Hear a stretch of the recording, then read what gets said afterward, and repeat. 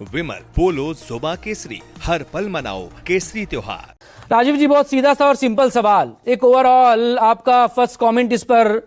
प्रतीकों की राजनीति ये सियासत है या फिर ये मजबूरी भी है? और अहम सवाल ये भी, क्या प्रतीकों की राजनीति करने से एक सबसे बड़ी सहूलत ये आपको मिल जाती है किसी भी राजनीतिक दल को कि सवाल पूछने पर एक तरह से पाबंदी ही लग जाती है? जब आप प्रतीकों को सामने करके आप उसके पीछे बस तमाम मुद्दों को छिपा ले जाते हैं। राजीव जी,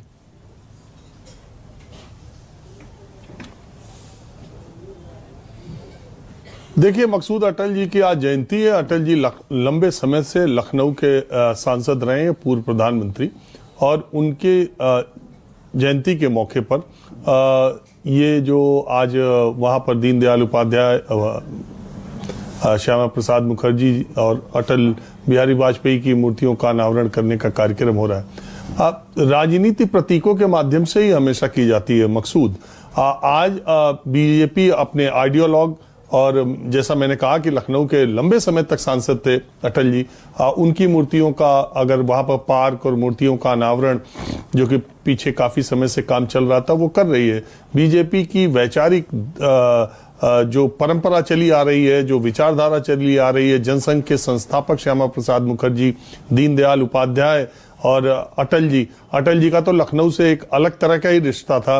बताते हैं कि राष्ट्रदूत जो पत्रिका थी जिससे उन्होंने अपने जर्नलिज्म का करियर शुरू किया था, उसमें अटल जी पहली बार संवाददाता के तौर पर लखनऊ ही गए थे। मैंने एक बार आरएसएस और अटल जी की जीवनी पर कार्यक्रम बनाया था, तो उस कार्यालय में मैं गया था। वहां के उस समय के पुराने लोगों ने एक अच्छा संस्मरण सुनाया कि दीनदयाल उपाध्याय जी ने अटल जी का नाम नहीं लिया था, ये बोला था कि एक युवक कल पहुंचेंगे लखनऊ और वो राष्ट्रदूत के संवाददाता के तौर पर वहां काम शुरू करेंगे।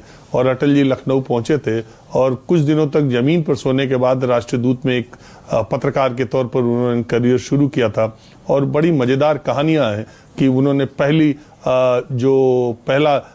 जो रिपोर्टिंग की थी, वो मुसलमानों का ही कोई जलसा था, वहां पर जाकर के उन्होंने राष्ट्रदूत के लिए रिपोर्टिंग की थी। खैर, उससे अलग मैं ये सिर्फ ये बात कहने जा रहा हूं कि भारतीय जनता पार्टी अपने अगर विचारधारा से जुड़े लोगों या अपनी पार्टी के संस्थापक लोगों के साथ से जब वहां पर उसकी लगातार पिछले कुछ समय में लगातार इतने समय तक से उसकी 2017 से करीब 9 साल की सरकार पूरी हो रही है, 8 साल की 9वें साल में है, तो वो अपने भारतीय जब बहुजन समाज पार्टी की 5 साल की सरकार थी, उसमें तो पूरे लखनऊ में अपने प्रतीकों के उसने पार्क और स्टेडियम और सारी चीज बता दी। अंबेडकर जी के नाम पर, रमाबाई अंबेडकर जी के नाम पर, ज्योतिबा फूले जी के नाम पर, जहां भी देखिए लखनऊ में आप।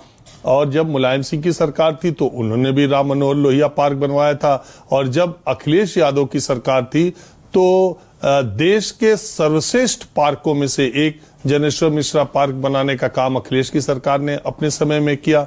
जेपी एनआईसी सेंटर वो बनवा रहे थे, बहुत ही शानदार, बहुत ही अत्याधुनिक बिल्डिंग वो बनवा रहे थे। उनका सरकार उनकी चली गई, नहीं तो वो बिल्डिंग देश के शानदार बिल्डिंग्स में से एक होती। योगी सरकार आने के बाद उस बिल्डिंग का तो बुरा हाल है, उसमें कहीं कुछ हुआ नहीं 8 साल में।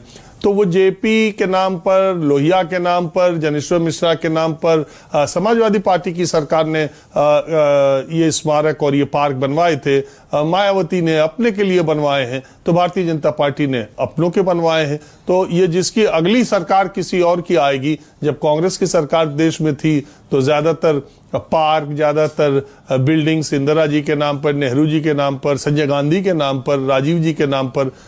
तो ये आइडिया, और ये इसलिए भी किया जाता है कि आने वाली पीढ़ियां उन लोगों को याद रखे। आने वाली पीढ़ियां, देखिए मायावती जी तो सरकार में नहीं है, लेकिन जितने जगह उन्होंने अंबेडकर पार्क या दलित प्रेरणा स्थल बनवाए हैं, मैं तो जाते रहता हूं। जो बड़े मौके हैं, काशीराम के जन्मदिन के मौके पर, उनके पुण्यतिथि के मौके पर, बाबा साहब की पुण्यतिथि के मौके पर, पुण्यतिथि के मौके पर मैं इन्हीं प्रतीक स्थलों पर जाता हूं।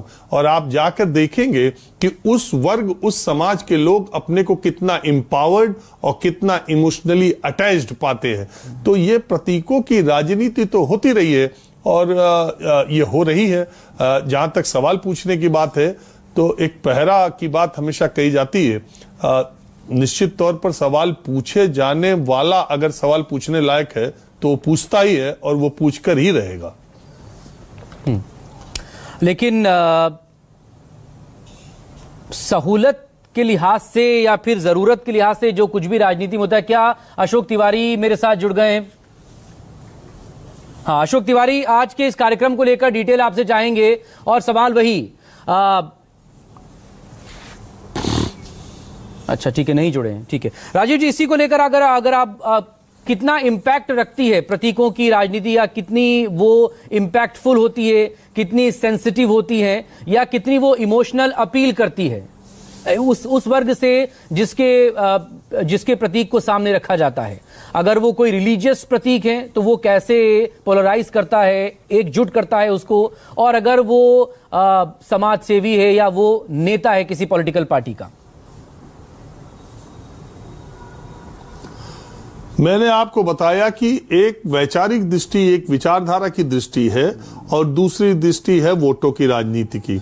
जहां तक मैं समझ पाता हूं, आज का जो कार्यक्रम है वो विचारधारा और उस लिहाज से, वोटों के लिहाज से श्यामा प्रसाद मुखर्जी, दीनदयाल उपाध्याय और अटल जी के चेहरे पर वोट आपको मालूम है कि कितने हैं? मुझे नहीं लगता है। अगर रहा होता तो अटल जी अपनी जिंदगी में कभी न कभी पूर्ण बहुमत से देश की सरकार के प्रधानमंत्री बनते।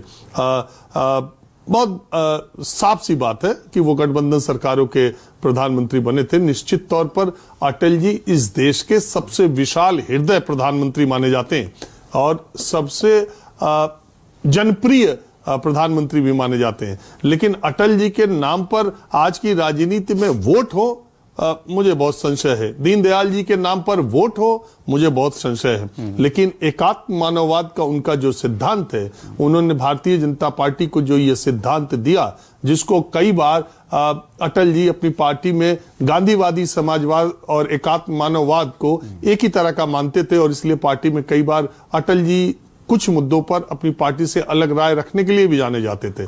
लेकिन देश के लोगों को और पंडित श्यामा प्रसाद मुखर्जी जो केंद्र सरकार में नेहरू जी के मंत्रिपरिषद में थे, उनकी कुशाग्र बुद्धि और उतना प्रतिभावान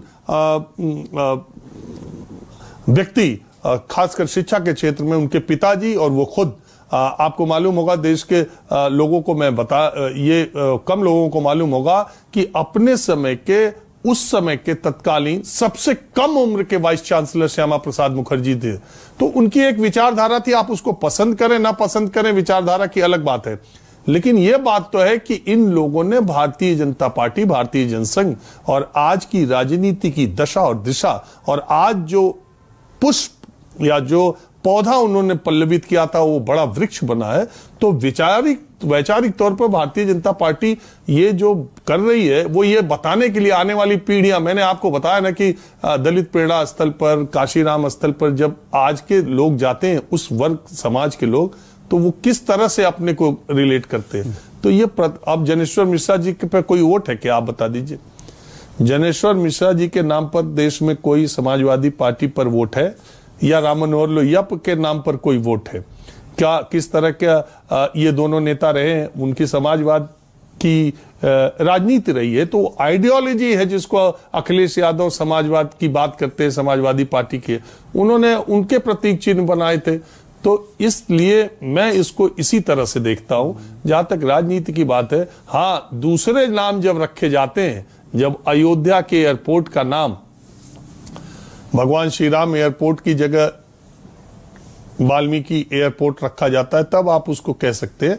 तो वो चुनावों की दृष्टि से उसको आप जोड़ सकते हैं।